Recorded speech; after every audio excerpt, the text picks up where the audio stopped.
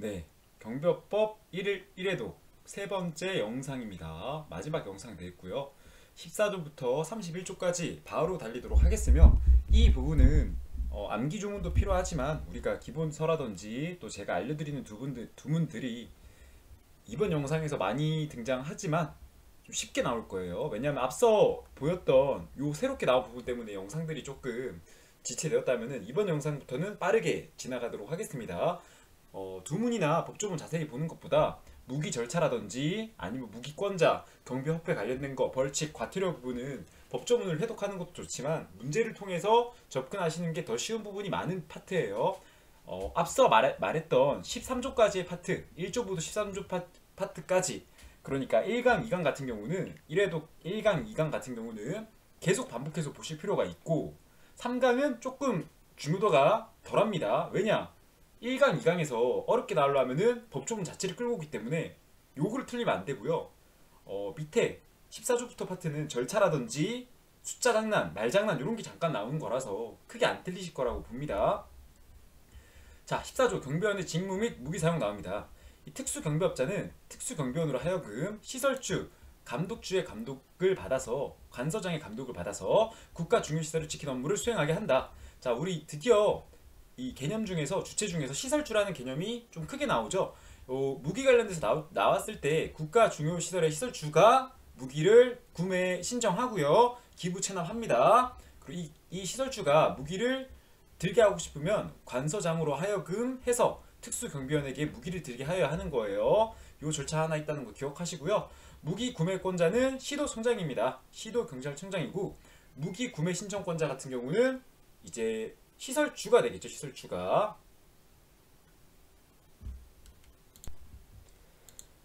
그리고 무기 기부 체납도, 이 무기를 구매하면은 소유권을 시설주가 가지는 게 아니라 이 무기 산 것도 국가에 기부 체납을 하여야 합니다. 그래서 시설주가 기부 체납한다는 거. 이렇게 무기권자라든지 대여권자, 이렇게 조금 말을 줄여서 썼던 거는 2000년대 초반 문제 트렌드였고요. 지금은 나오지 않지만 굳이 개념을 좀 잡자고 해서 제가 알려드린 겁니다. 무기 구매권자는 시도청장, 무기구매 신청권자는 시설주, 무기구매 체납권자는 시설주다. 자, 우리 무기관리 상황, 무기관리 수칙, 또 무기 관련 실시사항, 이런 것들이 많이 있거든요. 무관실, 이렇게 제가 말씀드린 게 있는데, 우선 무기관리 상황 같은 경우는 어떻게 상하고 있는지 윗사람이 감독권자들이 보려고 하는 거겠죠. 또 무기관리 수칙 같은 거는 내가 이 무기를 어떻게 다뤄야 되는지, 몇 발을 써야 되는지, 수입은 얼마나 해야 되는지, 자, 그런 절차들이기 때문에 절차는 어디에 있다? 행정안전부령. 자, 그래서 무기관리 수칙은 행정안전부령이고요. 무기관리 상황은 윗사람이 쳐다봐야 되는 거다. 그 상황을 어떻게 보는지. 자, 그래서 경비업법에서는 요게 아까 무관수는 행안부령이라면은 무관상, 무기관리 상황은 대통령령으로 한다라고 말씀을 드렸고요. 이 관서장이 월 1회, 경비업법에서는 관서장이 월 1회, 청원경찰법에서는 청원경찰이니까 수시로, 청원경찰이니까 수시로, 무관상 월 1회 수시로, 월 1회 수시로, 이렇게 나뉘는 거 기억하시고요. 무기의 손질은 매주 1회 하면 되겠습니다. 자, 무기관리 책임자 관리사항입니다. 출장 직접, 무기탄약 출납부 장비 운영 카드를 무기관리 책임자가 직접 하여야 한다. 직접 하여야 한다. 무기는 필요한 한도에서 사용이 가능합니다. 쓰라고 있는 무기니까 당연히 필요한 한도에서 사용이 가능해야 하는데, 이 무기란 게 겨누기만 해도 위협이 되겠지만 총을 발사하는 경우도 있을 거 아니에요. 자, 그렇게 해서 총을 발사했다. 사람이 피해를 입겠죠. 이런 거를 위해를 끼친다 라고 말을 하는데, 위해를 끼칠 수 있는 사항이 있다 없다? 있다. 이 폭발 무장, 폭발 사고나 아니면 무장 간첩들이 들어왔을 때 위해를 끼칠 수 있다. 위해를 끼칠 수 있다. 또 이런 위해 말고 내가 이 폭발 무장 사건에 있어서도 위해를 끼치려고 하면은 3회 경고 사격이라든지 구두로 경고를 하여야 하는데, 이 경고를 하지 않는 경우도 있더라. 무엇이냐라고 보니까 여러분들 눈앞에 인질을 잡고 있다든지 간첩, 테러 사건이 눈앞에서 일어나려 하고 있어요. 자, 그럼 여러분들이 총을 쏴서 바로 제압을 해야겠죠. 경고를 한다면은 테러범이라든지 간첩들이 어떠한 행동을 할 줄 모르니까 미경고 사격으로 이거를 대처한다고요. 또 생명이 위급해요. 신체가 위급해요. 내 생명, 내 신체, 타인의 생명, 타인의 신체, 요게 위급한 거예요. 그럴 때도 즉각적으로 총을 뽑아서 빵 쏴야겠죠. 그렇기 때문에 미경고 사격은 생명인간태. 생명인간태. 자, 위해를 끼칠 수 있는 사항은 폭발무장. 위해를 끼칠 수 있는 사항은 폭발무장. 미경고 사격 같은 경우는 생명인간태. 생명인간태라고 합니다. 자, 무기의 휴대, 종류, 사용 기준, 안전검사 기준, 기준 이렇게 큰 틀 법조문이 묶어서 나올 거거든요. 그러면은 뭐다? 대통령령으로 하면 됩니다. 여기 안전검사 기준이 무엇이냐라고 대통령령에 가서 보니까 위해성 경찰 장비 안전검사 기준, 위해성 경찰 장비 안전검사 기준이라고 써 있고요. 이 내용 자체를 또 살펴보니까 총열에 균열이 있는지, 또 방아쇠를 당기는 힘이 1kg 미만일 때에 작동하는지 안 하는지, 1kg 이상이 돼야 쏴줘야겠죠. 안 그러면 오발이 날 수도 있으니까. 안전장치가 제대로 작동하는지 연간 1회 이런 것도 이제 경비지도사 시험보다는 청원경찰 공채 시험에서 좀 나올 확률이 크죠. 위해성 경찰 정비 안전검사 기준 하나 있더라. 자, 이 관련돼서 대통령령으로 가보니까 시설주는 대여받은 무기를 특수경비원에게 휴대하라는 경우에 관서장의 사전 승인 소지 허가. 자, 분사기가 소지 허가니까 무기는 사전 승인, 관서장의 사전 승인, 분사기는 관서장의 소지 허가. 이게 경호학 가면은 지파, 지구대 파출소에 신고하고 써야 된다는 거. 지파. 우리 경비법이나 청경법에서 분사기는 소지 허가입니다. 행안부령으로 가보니까 간단한 거죠. 이 총기 다룰 때 단층에 설치해라. 복층으로 하면 터질 수도 있으니까. 또 환기, 방습, 방화 잘 되는 곳에 설치하고 총 받침대를 설치해라. 옛날에는 총 가라고 썼었는데 법조문이 개정되면서 총 받침대로 바뀌었습니다. 사무실 등 사람이 많이 오가는 곳에 있으면은 위험하겠죠. 사람들이 떨어진 곳에 하여하고요. 이중 경보 장치입니까? 잠금 장치입니까? 이중 잠금 장치입니다. 이중 잠금 장치. 또 추가적으로 전기 경보 장치 이런 말 나오면 틀린 거겠죠. 왜냐하면 화약이 있는 곳에 전기가 터지면은 빵 터진단 말이에요. 비슷한 예로 우리가 가스 현장 있죠. 가스 누출 현장. 요런데 뭐 선풍기 전원을 킨다, 환기를 위해서 환기구를 킨다 하면은 스파크가 빵 튀어서 크게 터질 확률이 있거든요. 요게 2021년도 경호학에서 이론으로 안 나왔던 건데 화재에 대한 상식이 있는 분이라면은 풀 수 있는 문제였습니다.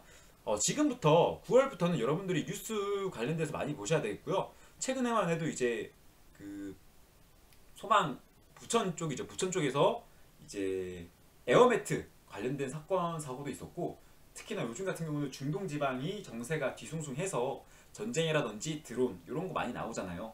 잘 살펴보시면 좋겠습니다.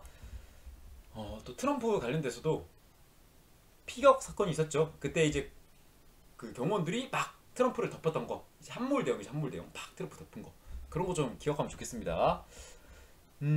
이중 잠금 장치. 열쇠는 관리 책임자가 보관하고요. 퇴근하면은 당직 쓰는 사람이 있을 테니까 당직 책임자가 가져야 합니다. 자, 무관실, 무기관리 실태는 매월 파악해서 몇 정 있는지 매월 파악해서 다음 달 3일까지, 다음 달 3일까지 관서장. 무기가 훼손, 도난, 파손 시에는 뭐 7일 이내 이런 말 없이 지체 없이 즉시입니다. 즉시. 대여받은 무기가 도난, 분실, 훼손할 때는 경찰청장이 정하는 바 전액을 배상하고요. 다만 요거 부득이하다고 시도청장이 인정할 때, 전시나 천재 지번으로 시도청장이 부득이하다고 인정하면은 그러하지 아니하다. 시설주는 무기 손질하려면 어떻게 해라? 매주 1회. 자, 우리 이렇게 무기 관련돼서 잘못을 하면은 누군가 처벌을 받아야 합니다. 요거 무기 쓰는 사람 누구겠어요? 특수경비원이겠죠? 자, 특수경비가 징계를 하는데, 여러분들 이 공무원이라든지 아니면은 직업에 있어서 징계를 주는 사람은 징계권자라고 하고요.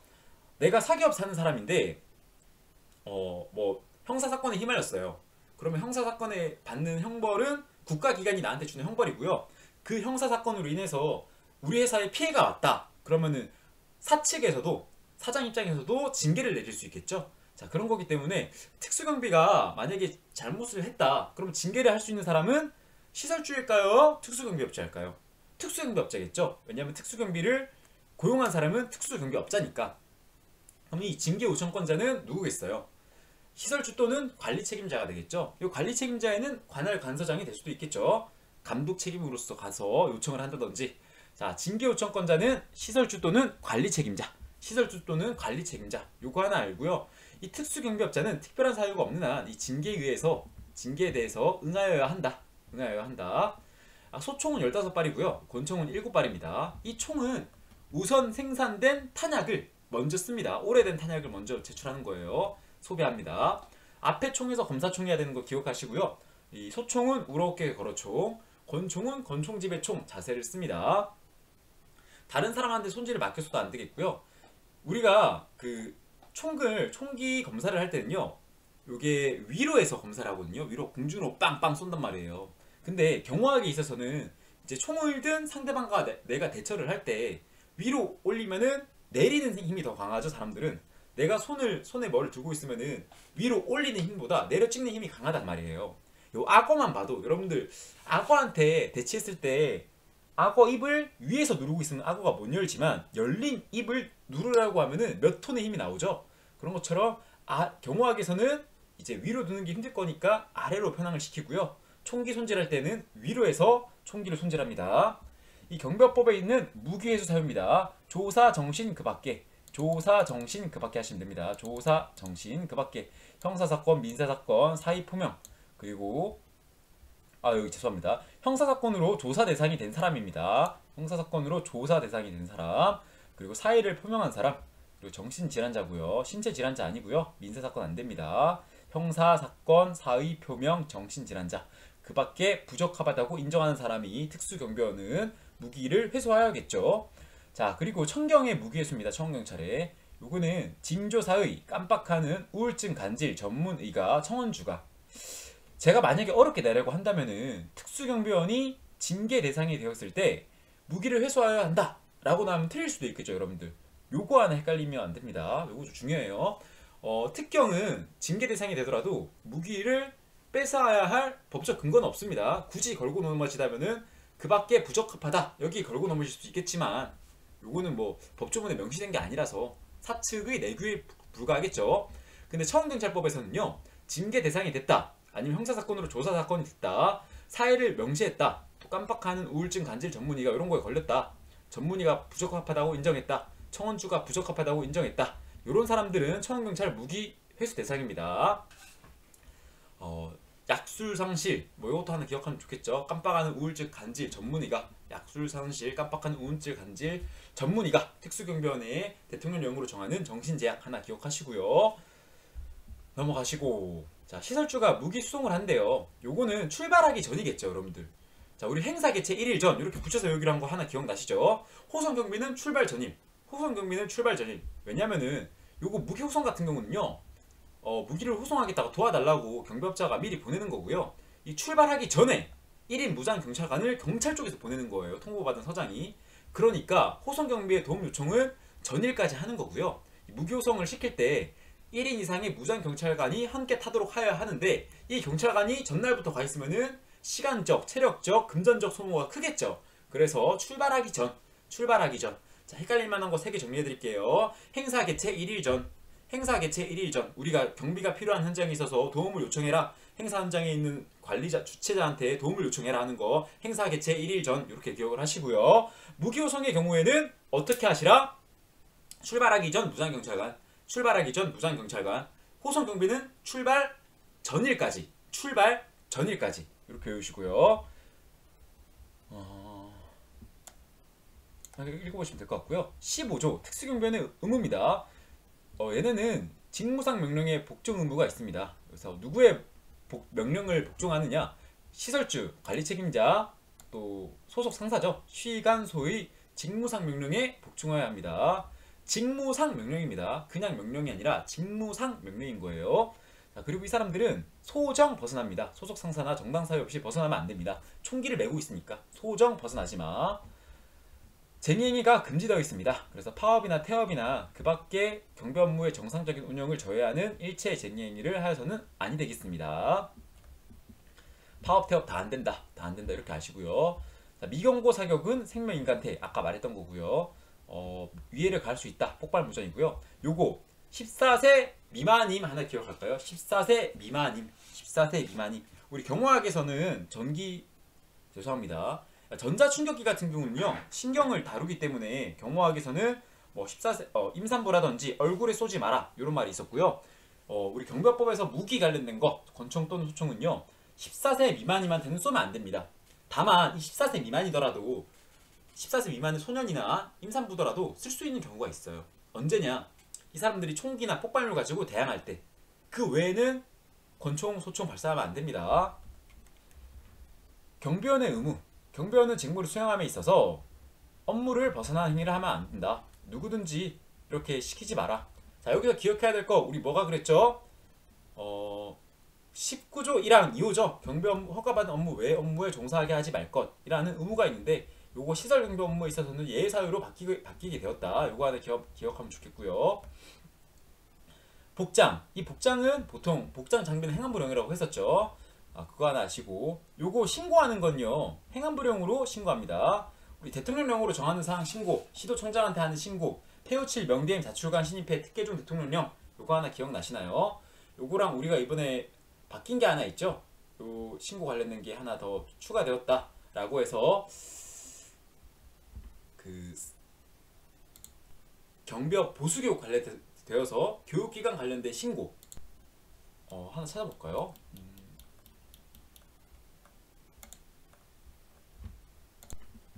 자, 이거 우리가 폐후칠 명대임 자출관 신입회 특계종 대통령령은 대통령령인데 경비지도사의 선임, 해임 신고는 행안부령입니다. 행안부령. 요게 헷갈릴 만한 게, 자, 우리 선임, 해임 신고는 행안부령, 선해 신고는 행안부령, 선해 신고는 행안부령. 절대 헷갈리면 안 됩니다. 왜냐? 지도사 선임 기준이나 지도사 선임 관련된 15일 규정 이런 거 다 어디에 있다? 대통령령에 있다. 근데 이 신고해야 하는 거, 신고하라고 하는 이 내부 내용 15일 이내에 하고요. 별표 말고 뭐 이렇게 서류 제출하는 거 있잖아요. 자격증 사본이라든지 아니면은 선임 신고서 제출하는 이 조문이 행안부에 있다고요. 행안부. 그래서 경비업자는 지도사 선임 신고 시에는 행안부령으로 정하는 바에 따라 신고해라. 즉 이 말은 자격증 사본 첨부해서 신고해라 이 말인 겁니다. 요거 하나 있는 거 기억을 하시고요. 집단민원 현장 배치허가 관련된 것도 배치 신고 관련된 것도 어디 있더라? 행안부령에 있다. 행안부령에 있다. 요거 하나 기억하시고 우리 보통 대통령령으로 정하는 신고고요. 경비원 복장 같은 경우도 어떻게 하시라? 행안부령으로 정하는 신고입니다. 신고. 누구한테? 시도청장한테. 시도청장한테. 이 복장의 예외로 가면요. 우리가 원래 정해진 복장을 입어야 되는데 집단민원장 아닌 곳에서 신변보 또는 경비업무 성격상 부득이하게 이 두 가지로 나뉘는 것에서 두 가지로 나뉘죠. 집단민원장 아닌 곳에서의 신변보 업무라든지 또는 경비업무 성격상 부득이한 때 두 가지로 나뉘는데 관서장이 허용 안 돼요. 그러니까 원래 신고 의무는 시도청장인데 관서장이 허용하는 경우가 있네요. 이럴 때는 신고된 복장이 아니라도 받게 하도록 한다. 쭉쭉 내려가시고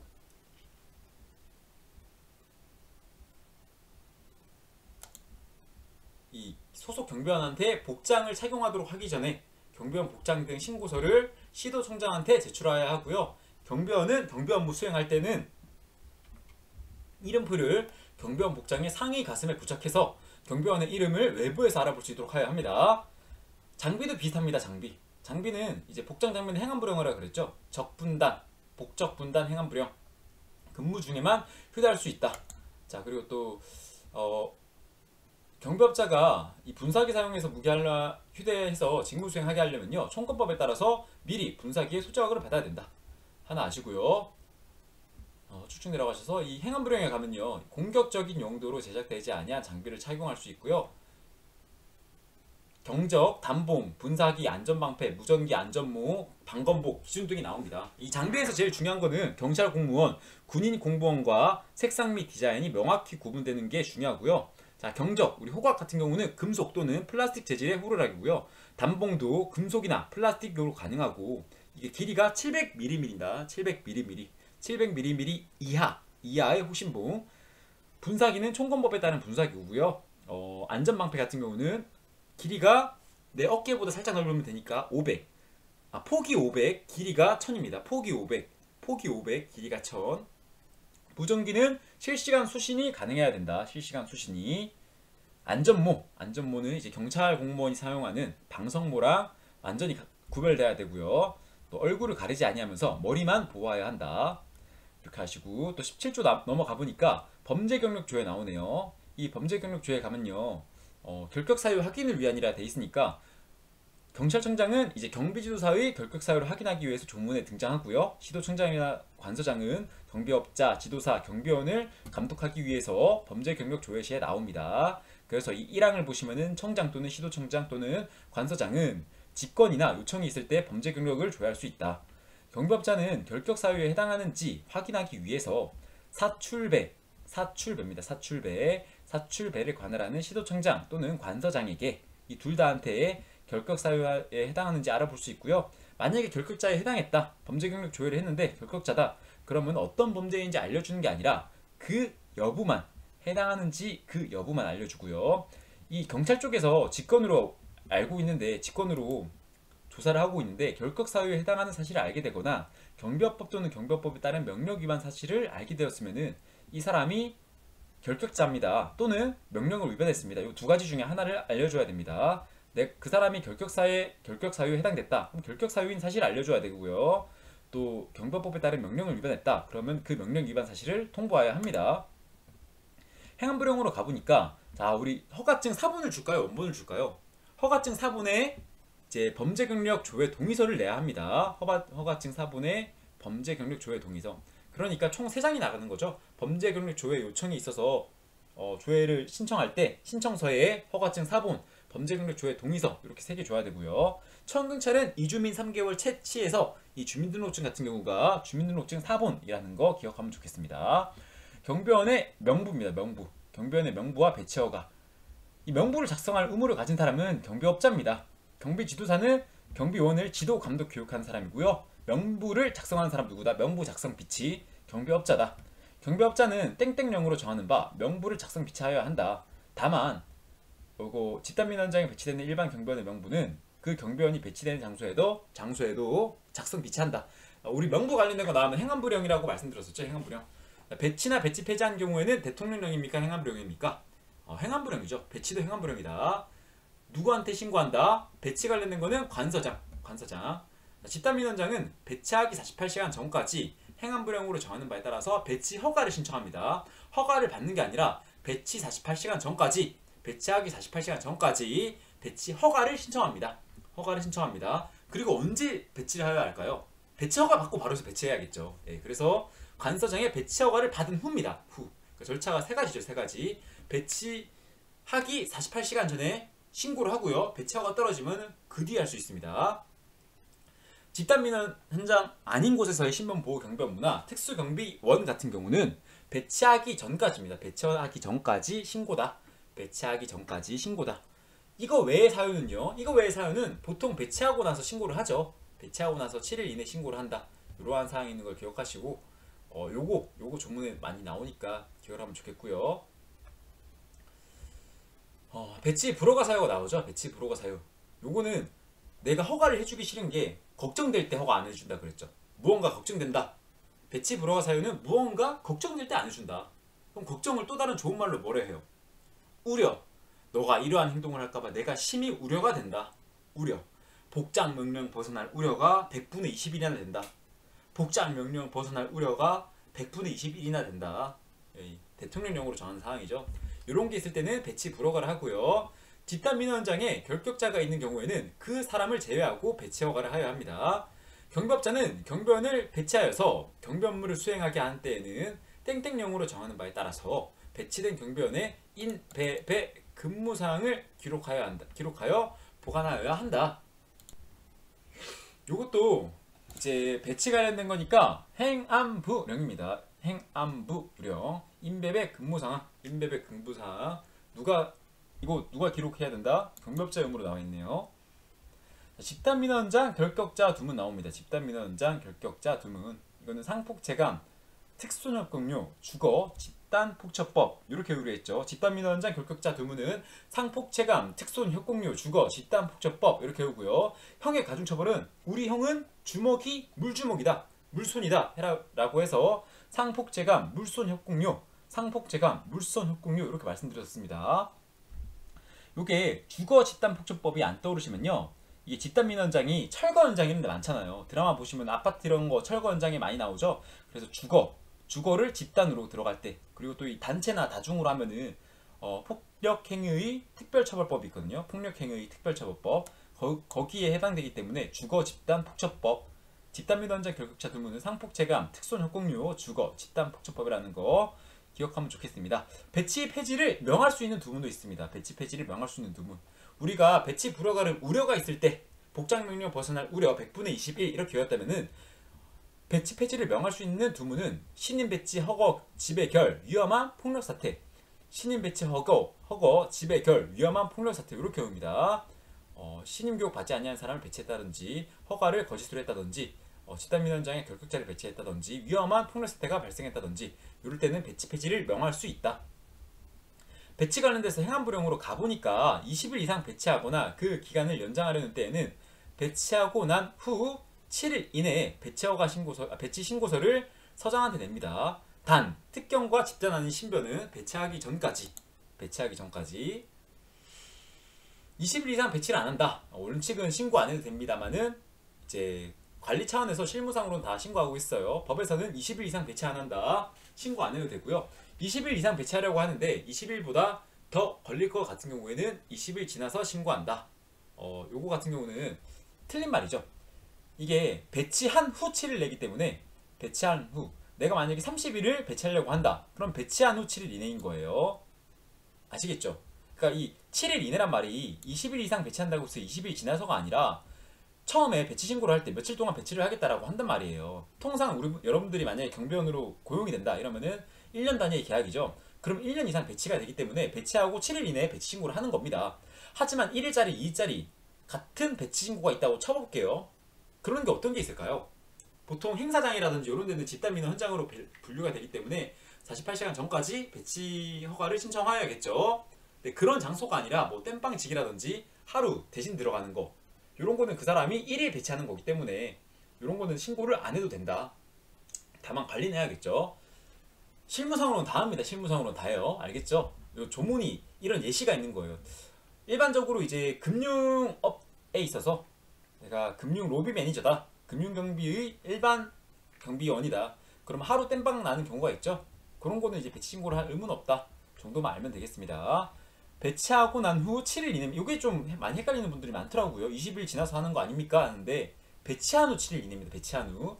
그래서 종신계약 아니면은 뭐 은행 경비원 1일 계약하는 거 땜빵식으로 하는 거 요 두 개 하나 기억하면은 편하다.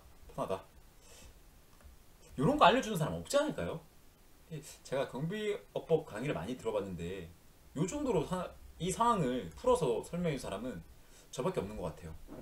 잘난 척 하지 말고 빨리 이거는 설명하라고요? 알겠습니다. 넘어가고 좀 양이 많네요. 왜 이렇게 많지 이거? 20조 언제가 이거? 자, 가야죠 어떻게? 자, 특경 배치 시에 경비업자는 배치 신고서에 요거 새로 생겼다 그랬죠. 병력 신고나 개인정보 이용 동의서 해서 요거를 첨부해서 서장한테 내야 되고요. 이 제출받은 관서장은 국민건강보험공단에 요 치료 경력 조회가 가능합니다. 자, 다시 특수경비원이 원래는 이 정도까지 엄격하지 않았는데 작년 재작년에 법이 도입이 되어서 배치 신고할 때 배치하기 전에 배치 신고할 거 아니에요. 특수경비원이니까 병력 신고라든지 이 사람이 어떤 병을 가지고 있는지 아니면은 개인정보 이용 동의서 이 사람의 병 조회를 동의하겠다 라고 해서 치료 경력이 조회가 가능합니다. 간서장은 동의서의 기재 내용 또는 관계기관의 조회 결과를 확인해서 필요한 때에는 경비업자한테 다음 서류를 제출하도록 요청할 수 있다. 정신병이 아님을 증명하는 전문의의 진단서, 또 직무 수행하다는 단서에 해당하는 경우에는 또 이거에 해당한다는 전문의의 진단서가 필요합니다. 자, 배치 신고를 한 경비업자가 배치 폐지를 했대요. 그럼 배치 폐지를 한 날부터 7일 이내입니다. 그럼 배치 신고를 안 한 사람은 할 필요가 없겠죠. 어떤 사례가 있을까요? 아까 우리 은행 경비원 말했잖아요. 하루 땜빵으로 들어간 경비원. 얘네는 20일 이상 배치를 안 하기 때문에 배치하고 7일 이내에 신고를 안 하겠죠. 그렇기 때문에 배치 폐지를 하더라도 이 사람에 대해서는 별도로 하지 않습니다. 하지만 장기간 이 사람을 배치하겠다고 했는데 그 사람이 1년 중에 배치 폐지를 했다든지 아니면 그 계약 종료일까지 근무를 못하고 나왔으면은 배치 폐지 예정일시까지 시간이 지난 거 아니에요. 그럴 때에는 그 전에 폐지했으니까 7일 이내 배치 폐지하고 7일 이내에 신고를 해야 합니다. 다만 배치 신고지에 기재한 예정일시에 배치 폐지를 하였으면은 신고를 할 필요가 없다더라. 시도청장 또는 서장은 경비원이나 경비원으로 근무했던 사람이 요청하는 경우에는 당연히 요게 이거 처음에 여러분들 이거 헷갈릴 만한 게 신임 교육 이수증을 누가 주는 거라 그랬어요. 교육기관장에서 주는 거라 했죠. 교육기관의 장. 자, 우리 경비지도사 최초의 경비지도사 자격증은 경찰청장이 주고요. 경비지도사 보수교육 이수증은 교육기관의 장이 줍니다. 경비원 신입교육 이수증은 교육기관의 장이 줍니다. 경비원 배치 폐지나 배치 여부 확인증은 누가 준다? 시도청장 또는 서장이다. 시도청장 또는 서장. 이것도 경비원으로 근무했던 사람입니다. 교육받은 사람이 아니라 근무했던 사람. 집단민원장의 배치허가입니다. 이 배치허가 신청서에 신임교육 이수증 요거를 관서장한테 냅니다. 예, 관서장한테 냅니다. 요게 그리고 신임교육 이수증 관련된 사항이 배치허가에만 명시되어 있더라고요. 그러면 집단민원장 말고 다른 사유에서는 이 교육 이수증을 안 내냐 이런 것 같은데 아마 신고서에 이 신고서 있죠. 신고서에 신임교육 이수번호가 있을 거예요. 자, 굳이 이것도 내가 구분지어서 외우고 싶다 그러시면은 집단민원장 배치허가는 신임교육 이수증이 필요하고요. 일반 배치 신고에는 이수증이 필요 없다더라. 요거까지만 아시면 좋겠습니다.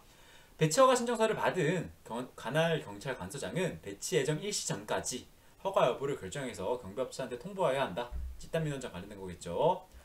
배치허가를 받은 자가 배치 기간 연장하려고 한대요. 그러면은 그 기간이 만료되기 48시간 전까지 허가를 받아야 된다. 요거 좀 특이하죠. 자, 최초로 허가 받을 때는 여러분들이 48시간 전까지 신청서를 내는 거고요. 요거 연장하려는 경우에는 48 전까지 허가를 받아야 되는 거예요. 자, 최초의 배치 허가를 받으려면 48 전까지 신고다. 48시간 전까지 신고다. 이후에 배치 연장하려고 한다. 배치 폐지를 연장하려고 한다. 만료되기 48시간 전까지 허가 받아라. 요거 다르다는 거 하나 기억하시고요. 배치 폐지를 했으면은 배치 폐지를 한 날부터입니다. 이것도 후죠. 한 날부터. 폐지 관련된 거는 싹 다 후입니다. 싹 다 후. 다만 배치 예정, 폐지 예정 시 했으면은 그럴 필요가 없는데 집단민원장은 좀 더 엄격히 봐야 되니까 그렇게 하겠다라는 내용입니다. 집단민원장에 배치된 경비시설을 변경한 경우에도 변경된 내용을 관서장한테 통보하여야 한다. 경비업자는 경비 업무를 수행하는 경비원의 인배배 근무사항 기록부를 사무소 및 출장소에 1년 보관해라. 자, 2년 보관하는 거 뭐라 그랬어요? 우리 교육실시 대장이고요. 나머지는 다 1년 보관입니다.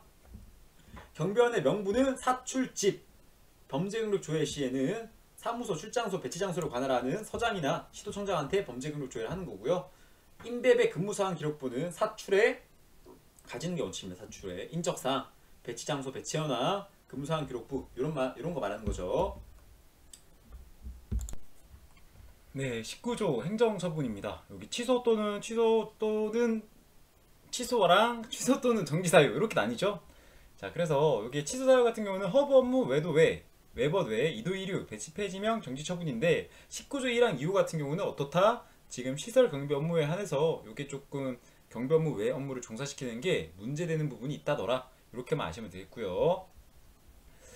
이 외벗 외에서 이 허브 업무 외벗의 2도 1휴에서 2도 이 인용 같은 경우는 최종 다음날 마지막 도급 계약의 최종 다음날부터 2년이라 할 수 있고요. 최종 도급 계약의 다음날 최종다 이렇게 하셔도 되고 또 허가받은 날부터 2년 최종 도급 계약의 다음날부터 2년 이렇게 외우면 좋겠고요.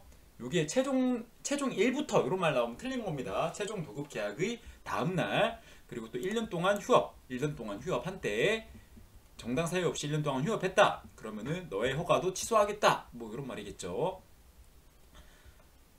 이제 배치 폐지를 명령 받았는데도 계속했다든지 정지 처분 받았는데도 계속했다든지 이러면 허가를 취소해야겠죠. 요거는 한번 읽어보시고요. 이제 일부러 담아놓은 거니까 정지하시고 읽어보시고. 정지 또는 취소 사유죠. 왜 정지 또는 취소 사유일까요? 이 정지를 2번 받으면 어떻게 되더라? 3번째 때 취소를 하더라. 그렇기 때문에 정지 또는 취소 사유고요. 요게 교육기관 정지 사유는 업무 지시 113 거부 이렇게 하지 않나요? 업무 지시 113 거부. 그래서 그거는 이제 136으로 가는 것도 있기 때문에 2번 정지를 받더라도 꼭 3번째 취소가 아닌 것도 있다더라. 업무 지시 113 거부. 요거 교육기관 정지 취소하는 거 요거 하나 기억하시고요. 정지 또는 취소 사유가 나왔네요. 위법 지도사, 집도사, 명치 허거 결, 교우 대응 서류, 복장 처량, 복장이나 차량 관련된 거죠. 복장 장비, 손감변, 손감독이 아니라 손감변입니다. 요거 두 문은 다 아실 거라고 봐요. 위법 지도사, 집도사, 명치 허거 결, 교우 대응 서류, 복장 처량, 손감변. 요거 만약에 본인이 모르겠다 하면은 일시정지하고 두 문을 외우셔야 됩니다. 자, 대통령령으로 가보니까 아까 우리 그 처분 기준 있죠. 처분 기준. 요게 어지간하면은 과태료나 아니면은 행정처분 관련된 요 처분 기준은 대통령령에 있는데 여기 보시면은 이 정지 취소, 우리 교육기관 정지 취소, 업무지시 113 거부, 요 정지 처분 기준은 행안부령에 있다더라. 행안부령에 있다더라. 요거 하나 아시고요. 또 기존에 하셨던 분들이 헷갈릴 만한 게 또 하나 있어요. 자, 우리 복장 장비 관련된 그 별표 기억나시죠? 옛날에 뭐 그 연구 실적 있는 박사 뭐 아니면 인력 기준 따로 하고 또 65mm 뭐 653230 소집 이렇게 해서 외웠던 특경 교육 시설에 관한 표가 있어요. 그렇게 인력 시설 장비 기준들이 다 통합이 되어서 지금 행안부령에 없고 다 대통령령으로 왔습니다. 그래서 교육기관의 지정 및 기준, 지정 기준 및 절차 요거 대통령령이 있다는 거, 요거 하나 헷갈릴 만한 거 두 개 정리해 드렸어요. 자, 원래 과태료나 정지처분 기준 요런 게 대통령령이 있어야 정상인데 교육기관 관련된 세부사항 관련된 기준표, 업무지시 113 거부 요 표는 어디 있다더라? 행안부령에 있다. 행안부령에 있다. 행정처분이나 과태료 기준표는 대통령령입니다. 자, 그리고 또 우리 시설 관련된 거, 요 시설 기준, 인력 기준 요게 다 대통령령으로 와 있더라. 요거 하나 기억하면 좋겠습니다. 이 뭐 경비업 허가 받을 때도 시설 인력 장비 기준이 대통령령이 있으니까 오히려 또 처음 공부하시는 분들은 더 외우기가 쉽겠죠. 내려가 보도록 하겠습니다. 우리 행정처분 파트 계속 하고 있었죠. 자 여기까지 와서 보니까 요게 대통령령이 가보니까 대통령령이 있으니까 맞겠죠. 요게 가중 감경한 경우가 있어요. 그래서 둘 이상일 때에는 동일한 영업 정지다. 만약에 하나가 정지고 하나가 취소래요. 그럼 허가를 취소해야 하는 게 맞겠죠. 근데 둘 다 정지라고 하면은 정도를 고려해서 가중 감경하고요. 둘 이상인 경우에는 중한 처분을 합니다. 자, 영업 정지인 때에는 동기 정도를 고려해서 가중 감경하고요. 둘 이상 뭐 정지랑 취소가 있다. 그러면 그 중에 중한 처분을 해야 하기 때문에 내가 만약에 경고랑 정지를 받았어요. 그러면 중한 처분을 해야 되니까 정지로 가야겠죠. 또 반대로 내가 취소나 정지를 받았어요. 그러면 중한 처분이니까 취소로 가야 합니다. 자, 그런데 둘 다 정지를 받은 경우가 있어요. 둘 다 정지. 요럴 때는 중한 처분의 2분의 1까지 가중할 수 있는 거예요. 중한 처분의 2분의 1까지 가중할 수 있는 거예요. 자, 그래서 보시면은 내가 만약에 3개월, 6개월을 받았어요. 좀 애매한가요? 요거 말고 1개월, 6개월을 받다고 해볼게요. 1개월, 6개월. 1개월, 6개월을 받았어요. 그러면은 요게 둘 다 1개월 정지, 6개월 정지인데 중한 처분의 2분의 1이면은 요게 9개월까지 가능한 거잖아요. 근데 그러면은 너무 과하잖아요. 왜냐면 이거를 두 개 더해도 7개월밖에 안 되는데 9개월까지 가면 안 되니까 각 처분 기준을 합산한 기간을 초과하면 안 된다. 그러니까 요런 때에는 7개월까지만 가능하다. 7개월까지 가능하다. 7개월까지 가능하다. 요런 건 어떨까요? 여기 보시면은 3개월, 3개월을 받았어요. 이건 뭐 당연한 거니까. 이건 4.5개월까지 가겠죠. 6 미만이니까. 요렇게 되면요. 3개월, 1개월이다. 그러면 4개월까지만 가능한 거겠죠. 4.5개월이 아니라. 요거 하나 아시고요. 기준 적용일은 우선은 행정 처분을 기준으로 합니다. 모든 게 다 처분을 기준으로 해요. 내가 오늘부터 마지막 처분일이 언제니라고 조회를 해보니까 뭐 1월 1일이 나온 거예요. 그럼 그때부터 거꾸로 역산을 하면 되겠죠. 거꾸로 역산을 해서 처분 기준으로 가는 겁니다. 행정 처분일과 다시 적발된 날을 기준으로 한다. 자, 여러분들이 만약에 오늘 9월 11일이에요. 9월 11일 날 이 사람들이 정지 처분되는 사유를 적발한 겁니다.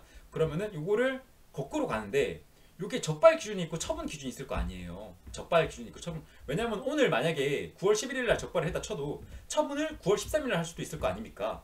그쵸? 그러면 이 11일이랑 13일이랑 두 개의 기준이 생기는데 요 기준 중에서 처분 기준으로 잡겠다고요. 처분 기준. 그러니까 내가 운이 좋아서